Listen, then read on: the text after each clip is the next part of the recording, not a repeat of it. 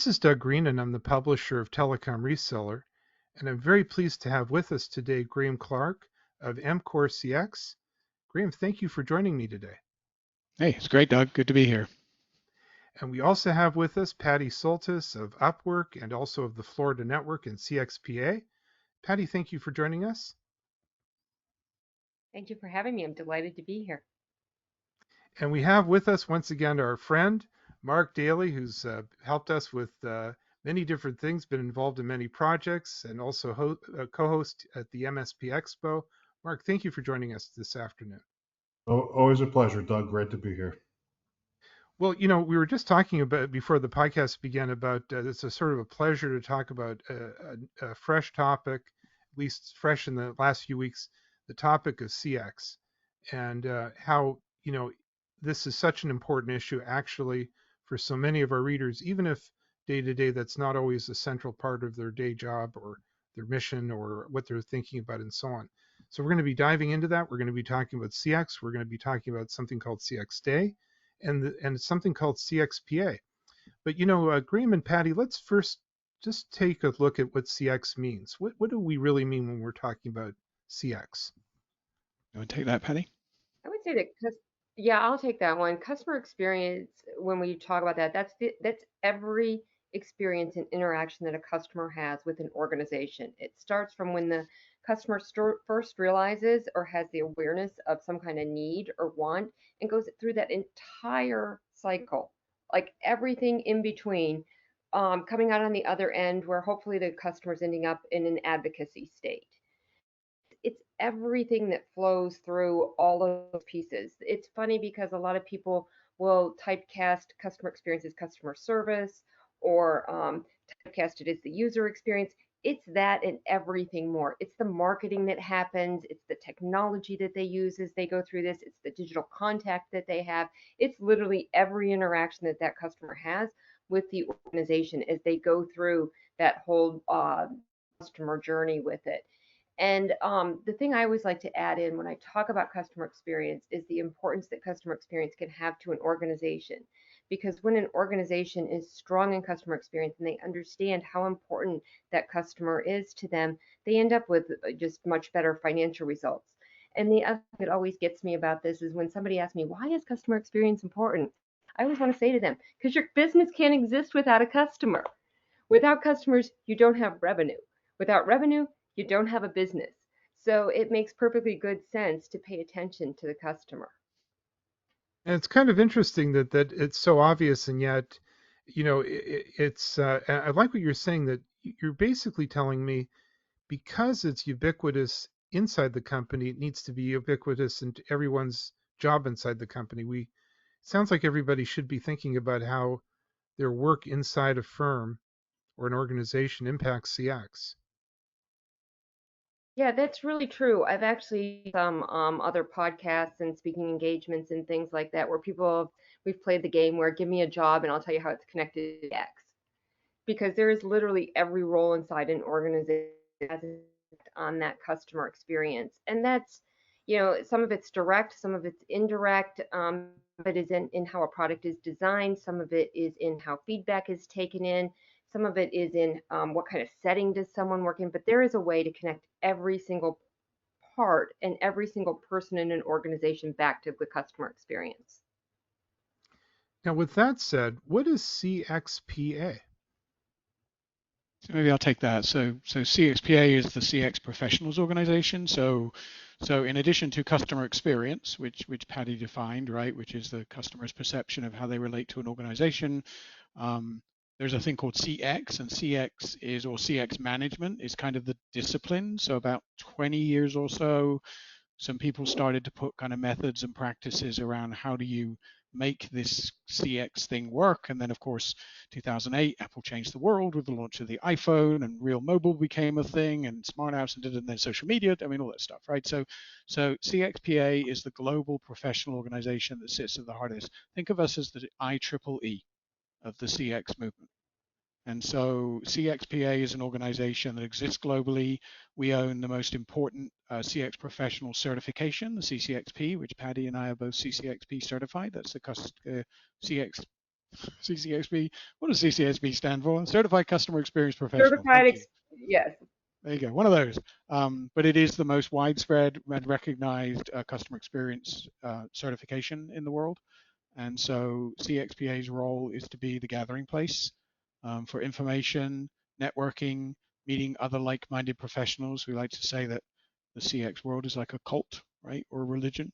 And if you believe, you believe. And as Patty said, fundamentally, companies survive on happy customers, and we all have customer experiences that we rave about. We're raving fans of people. I mean, I'm a raving Amazon fan, and Amex is a big fandom of mine in the sense that they're one of my brands. And then we all have customer experiences we tell all our friends about that are on the other side, like dealing with our media company about a trouble problem, or you mentioned this was coming out at the same time as the MGM hack and all the misery that people went through, somewhat at the part of the company, somewhat not the company's ability, but people will talk about what happened on their once in a lifetime vacation to Vegas, right, for a long time to come. And so how do companies recover from that? So CXPA is just the gathering place, the professional association that sits at the heart. We sometimes call it the heartbeat of the CX movement on a global basis.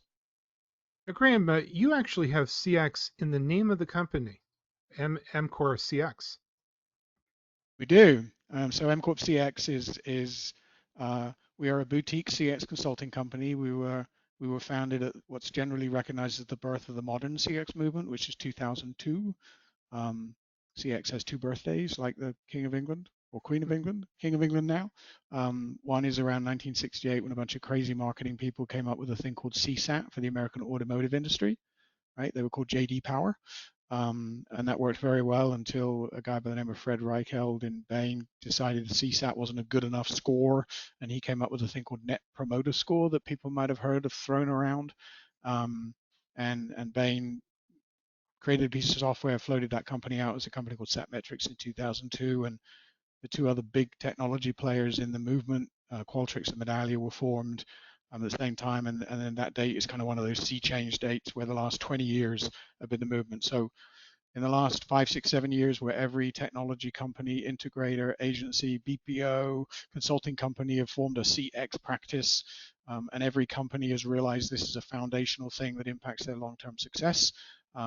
Most of those companies got into the business the old-fashioned way by buying somebody like us. So in North America, we're the last of the companies. We're about 40 people strong, and so we've been a core part of this journey for the last 21 years, and it's certainly an honor to be still here, fighting the good fight with, for example, a company up there in the Northwest where you're from. So Microsoft is one of our biggest clients, helping Satya Nadella move that company from a product obsession to a customer obsession.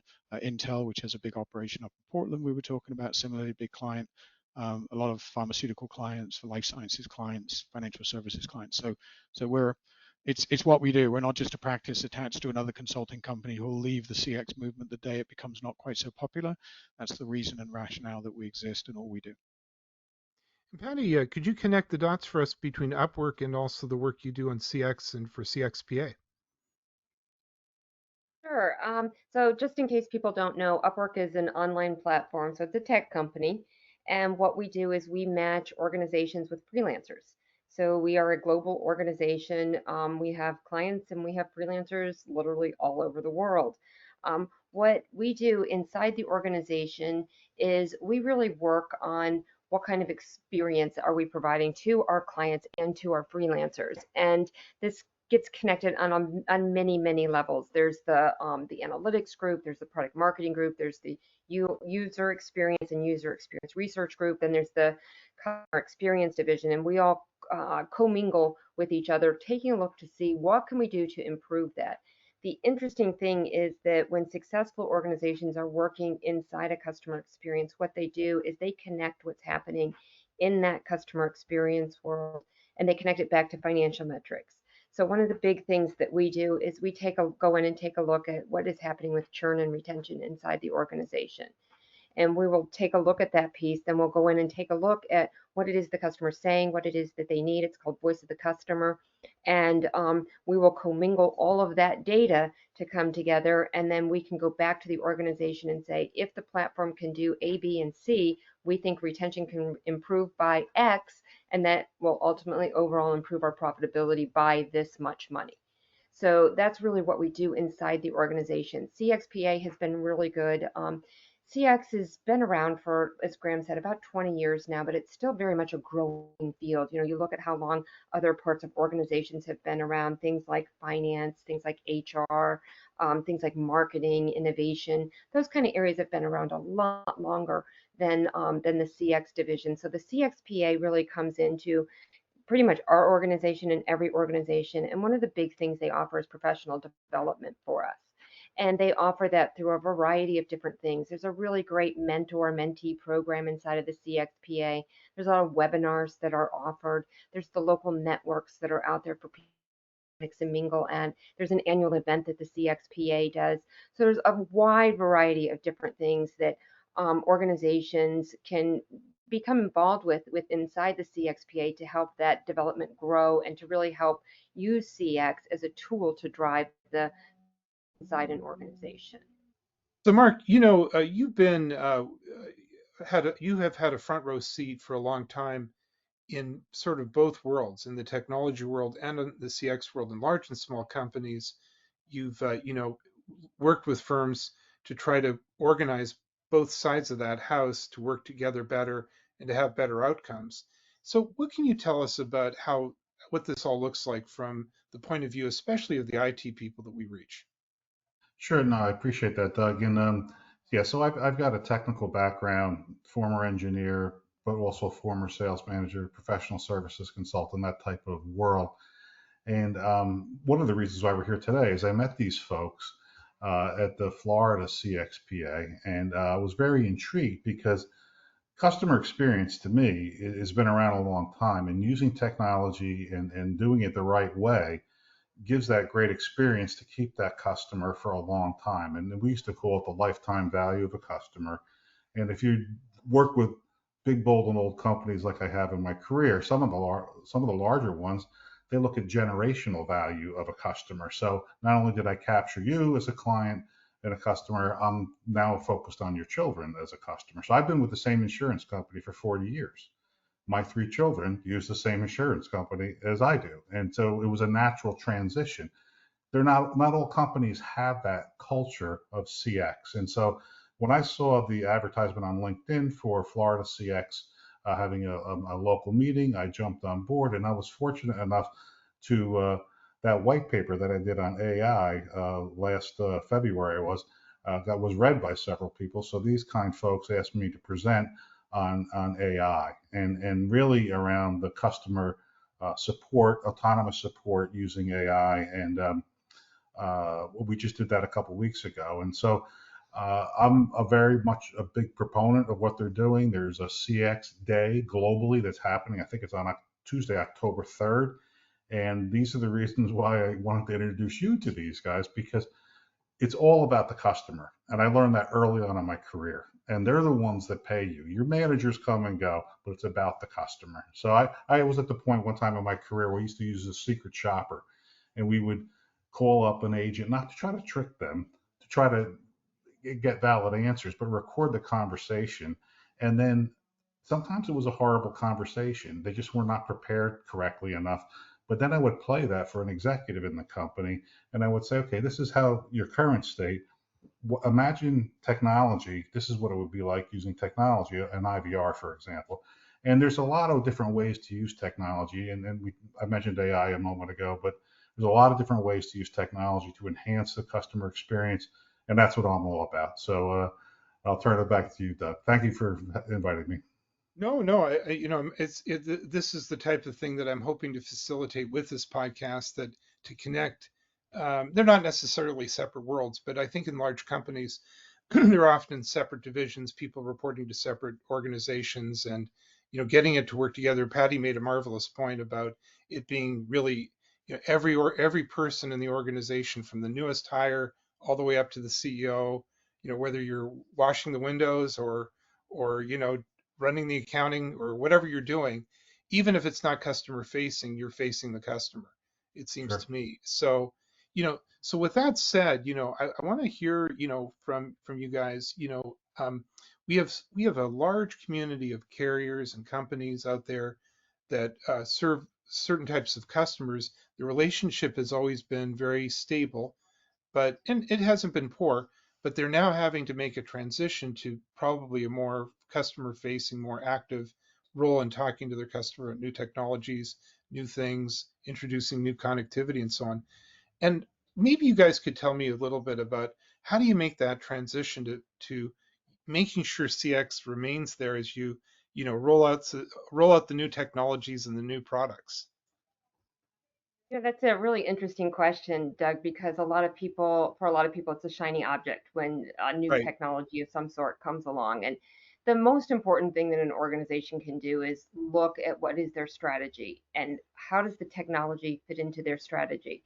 And the unfortunate part is that what most organizations do is they do it the other way around. There's something out there, it's a new, bright, shiny object, and everybody wants to have it, but how does it fit inside the organization? And it's really important for organizations to be aware of what customer experience can do for them. I read a study recently and it said that 80% of customers will stay with an organization when they have a good customer experience. 86% of customers will leave an organization after one poor experience. So there's a lot at risk there. I loved listening to Mark talk about the 40 years that he's been with his insurance company and now his children are part of, and that's what organizations should be striving for. And it's a pretty well-known number. It costs 5 times more to acquire a customer than it does to keep a customer. So for an organization to be able to do what Mark's insurance company has done, that's really pretty valuable to an organization. So when you're looking at those technology pieces and you're considering how are you going to leverage AI, how are you going to really make that part of your organization, you have to look at how does it fit in your company's strategy? How does it fit in how you're going to acquire and retain customers and really drive that customer experience? I take a slightly different spin on that, which I agree with everything you said. So thinking about, the telecom reseller audience, right? I mean, I come out of that world, years working with cable and wireless, AT&T. I built a telecom reseller, which was a partner with AT&T and SBC and Verizon and Cisco and a boatload of other people supporting small businesses. And so thinking about it from a company in that market, bringing new technology to market rather than inside. So the absolute foundational essence of customer experience is to understand your customer. And one of the biggest challenges that organizations that we work with, from tiny companies, like I mentioned, Guadalupe Valley Telecommunications down in southern Texas, amazing organization, very much a rural telecommunication provider, to huge companies that we work with, is how they manage customer change and customer expectation change. So one of the biggest challenges a lot of companies have got, Mark, you mentioned being with the same insurance carrier for 40 years. When you turn that on the insurance company, one of the things a lot of companies struggle with is that their customers changed in those 40 years. I mean, look at demographic shifts in the United States, right? We're 8 to 10 years away from being a non-primarily white nation, right? Those things matter when you're a company trying to do business. So understanding the changing expectations of your customers, that one day after Apple makes their new iPhone announcement a few weeks ago, everybody's running in going, why can't you do this? Amazon does this. Everybody's like, why can't you do this? And so, and your, Gen Z is acting differently to your baby boomers. So customer personas, customer segments are becoming much more segmented, and you need to think about how do you deliver that magical personalized experience to that customer as they change. And an example of one of our clients over the years, who's a retailer that I won't mention because they won't let us, is one of the things they saw happening was the aging of the population. So they sell a lot of electronics products, and so they realized that their customers, who used to be 30-year-old, mostly nifty guys, to be brutal about it, 30 years ago, right, who were into the tech stuff, are now 60, right? And they're trying to figure out what to do with their smart TV that's on the wall that they have integrated with FaceTime on their Apple iPhone so they can talk to their grandkids on the other side of the country, and it doesn't work, right? And so how do you service that? So I think understanding how your customers are changing, how their expectations are changing, and how do you bring all the components to the table to serve that, and then really getting into the telecom world, right? Some of these things are foundational. Companies are focused on the nifty self-service chatbot, leveraging chat GPT or whatever other words you can come out of. Guess what happens when the phones don't work? When the customer can't get through, when the hold time is inadequate, right? when the IVR scripting in a medical business takes you through 9 options before they say, by the way, if you're having an emergency, dial 911 as the 7th or 8th or 9th option as opposed to the first one, right? So things like, voice and even the other types of telecom interaction and the connectivity and the service and quality of service are absolutely foundational to a company even having a hope of doing all these more esoteric things. And so smart companies recognize how their customers are changing, recognize what their customers want, including things like different languages of service, right? We have a bank that basically 25% of their calls are now answered in non-English languages. Portuguese for Brazilians, Russians for Russians, Spanish, right, and Indian, in Hindi for, they have to service customers because that's what their customers want. So I think starting with the who is the customer, what does the customer want, how's that changing, and then how do you use what you have as a company in order to connect with those customers, as they change and drive those segments is really the essence. And that is not easy to do, but it is straightforward and it is basic and it is, eat your vegetables, exercise, don't drink too much, don't smoke, right? And you will live a relatively long and hopefully relatively happy life. And I think CX is a lot like that. Telecom means everything to us. We can't exist without it. Good point. It's all digital. Everything's digital. It's all blending together. I couldn't go a day without my internet. I can't work without it. I can't look at my phone. I'm done. I want to see if we can figure out a way for as a practical matter for people that are not necessarily CX oriented as a job title in the company or organization they're in to make, as Patty put it at the beginning, CX part of what they do. So, how can I get involved? What are the points of entry? How can I walk through the door? Also, maybe even how can I get involved in things like the Florida Network or CX Day or CXPA? There's a plethora of ways that people can get involved. While customer experience has been around, there's been customers, which is like forever. We've had commerce forever. Customer experience as a discipline is a little bit newer, but there's still a lot of resources out there. There are multitudes of books written on the subject, and then there's multitudes of books also written on various other topics in it. If somebody's trying to get started, I would really recommend they look at either The Experience Economy or they look at Outside In. Those are two great books to just get started with. There are a lot of podcasts that are out there once again, on a variety of topics in the customer experience world. There are podcasts that are out there. They're just focused on the tech side. So somebody can certainly find those and look at those pieces. Of course, the CXPA is a great place for people to go and to find out more information about it. There's a lot of information you can find out about CX on the CXPA site without being a member. I have to say, being a member does have terrific benefits to it. You can certainly go in and search the hashtag on LinkedIn and find a lot of other information inside of it. But I think that there's almost a wealth of information that's out there. If somebody's just getting started, there are introductory classes to CX.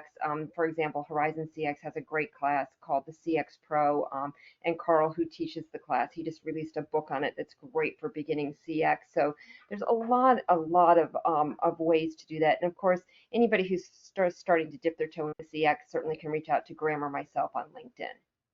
I'll focus on CXPA. It's getting involved in CX, as Patty said. There's so many different doors. I would say start is probably the big thing as far as CX is concerned. So for CXPA, we mentioned the Florida Network. Florida Network, there are networks all over the world. So there's a network in Detroit, there's a network in Boston, there's a network in Chicago, there's a network in Northern California, there's a network in Portland. So the networks are really kind of the local gathering place, right? The local community, because people still want to meet with people like them who are interested and are in their local community. And if you want introductions into those networks, then feel free to ping either Patty or I or anybody else in CXPA.org, which is the CXPA website, and they'll direct you to where to go. But I would say, it's fundamentally, it is increasingly accepted that the experience that you deliver for your customers, and by the way, its sister, which is employee experience, that maybe for another day, but the experience you deliver with your customers is the number one thing that companies can do to deliver improved business results. And as Patty said, avoiding bad experiences is the number one thing they can do to avoid catastrophe. And we see the stories increasingly in the media of what happens when a company messes up with their customers. So I would say, just I say pay attention, but I don't mean that to be directive. I mean just realize, and for the folks who are in your community, just we would ask them to recognize how critical what they do is to this movement about being able to systematically deliver the experiences that customers want, when they want them, where they want them, how they want them, and being able to continue to evolve those experiences in light of all the other things that are possible out there in the world. And without the telecom industry, where I started my career in the 1980s in the UK, none of that works, right? As Patty said. Mark, any words of wisdom as we complete our podcast today? Well, no, I'm enjoying working with these folks, and I think there's a great opportunity with all the AI that's coming out to improve and enhance the customer experience. But it's not just about technology; it is about the culture. So I appreciate your time very much, Doug. Thank you for having me. I'm awfully glad you were able to join us, and I'm very happy that I met Patty and Graham today. It was very enjoyable to learn more about CX, and I'm very excited about the idea that everybody can get involved. Where can we learn more about these organizations? You can certainly go to the CXPA site at cxpa.org. It's pretty simple. They also have a place on LinkedIn. There's a CXPA page on LinkedIn, so two very easy places to go and find out more information about the CXPA. Once again, you can always reach out to Graham or myself on LinkedIn. We'd be happy to answer any questions anybody has and certainly give them more information about the Florida Network. Patty, Graham, and Mark, thank you very much for joining me today. I am looking forward to us doing this again. I don't want us to just do a one-off. I think we need to get our readers a little bit more involved and in touch with CX. I'm really interested, Graham, in following this up and doing an EX discussion because that's certainly impactful for our readers. But for now, I want to thank everybody for joining me today. Great. Thank you. Thank you.